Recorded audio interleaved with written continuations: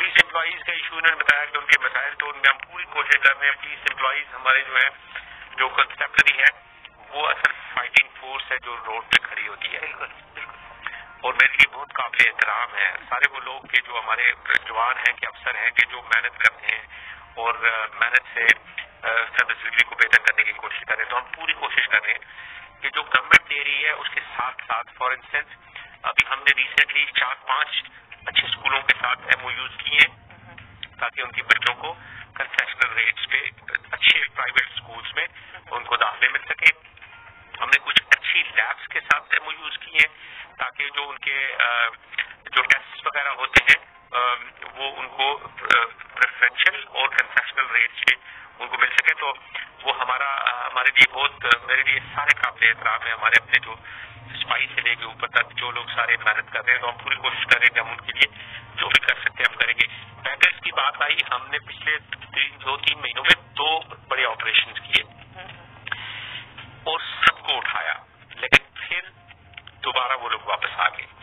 تو یہ صرف میں یہ کلیئر کرنا چاہتا ہوں کہ اس میں صرف پولیس کا رول نہیں ہے، اس میں کمیونٹی کا بھی رول ہے، اس میں ہمارے کچھ اور وفاقی ادارے ان کا بھی رول ہے. ہم نے ریسنٹلی ایک میٹنگ کی ہے جس میں ہم نے تقریباً ان سارے وفاقی اداروں کو بھی ریکویسٹ کی تھی، وہ سارے آئے تھے، منسٹریز آئی تھی.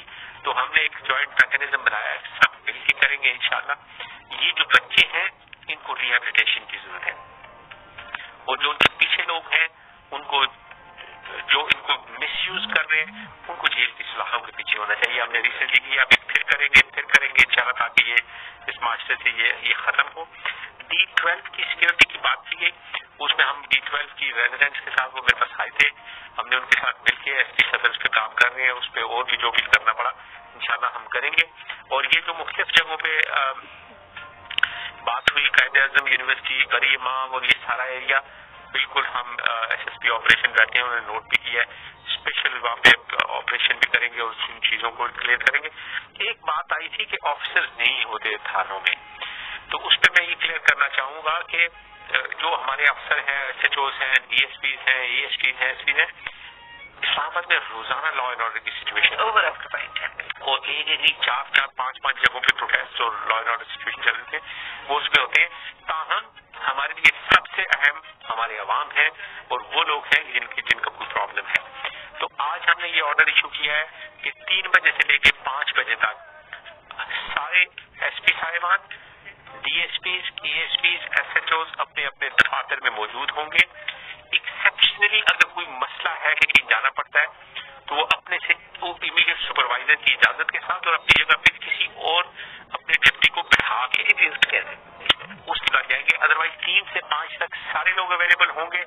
یہ پلیز سب کو کمیونیکیٹ کر دیں گے، ہمارے آفیسرز بھی بیٹھے ہوں گے، جو بھی آنا چاہے 3 سے 5 کے درمیان. ایسے بھی اور اپنے دفاتری اوقات میں ہوں گے، جب میٹنگ کے لیے باہر جائیں گے لیکن موجود رہیں گے. لیکن 3 سے 5 تو ڈیڈیکیٹڈ ٹائم ہے. میں خود چاہتا ہوں کہ جس کے مسئلے ہیں وہ آئے اور لوگوں سے، ہمارے افسروں سے ملے اور کوشش کریں کہ ان کے مسائل حل کریں. یہ سب سے اچھی بات یہ ہے کہ جن صاحب کی یہ سجیشن تھی اس سے پہلے